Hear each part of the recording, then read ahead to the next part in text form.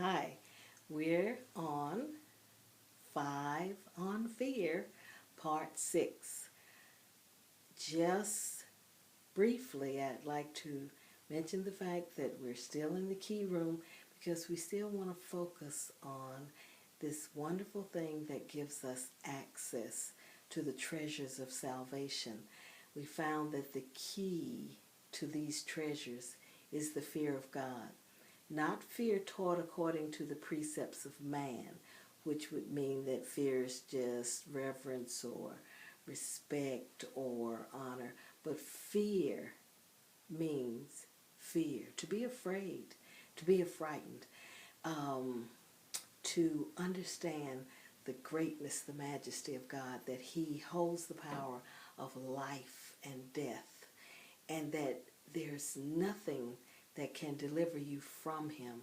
But then He becomes a benevolent, loving parent when we understand, and we get this freedom, we get this freedom to know that He's taking care of us, that our Father, our Dad, our real Daddy, holds the keys to life, death, hell, the grave. He controls everything.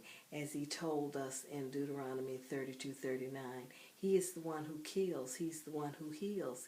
He's the one who wounds. He's the one who makes alive. And no man can deliver out of His hand. Job 28:28 tells us that the fear of God is wisdom, and to depart from evil is understanding. Now let's look at how that tells us that what people consider to be fear may not be fear. If you fear God, then you're going to keep His commandments. In Psalm 55:19, he says that there were people who went around afflicting or putting pressure and hurting others. And he said that when those people that are being pressured, that are being hurt, cry out to God, then God will hear. And what will happen is that He will afflict those who are afflicting others.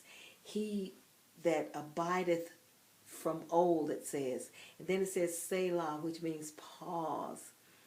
Think about it.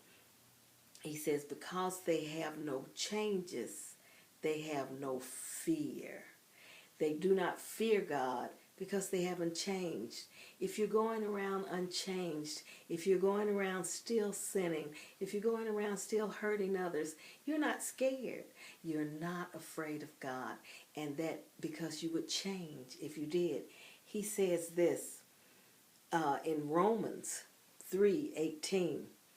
If there are people whose mouth is full of cursing and bitterness and murder, and there's no peace, and they go about spreading misery, he says there is no fear of God before their eyes.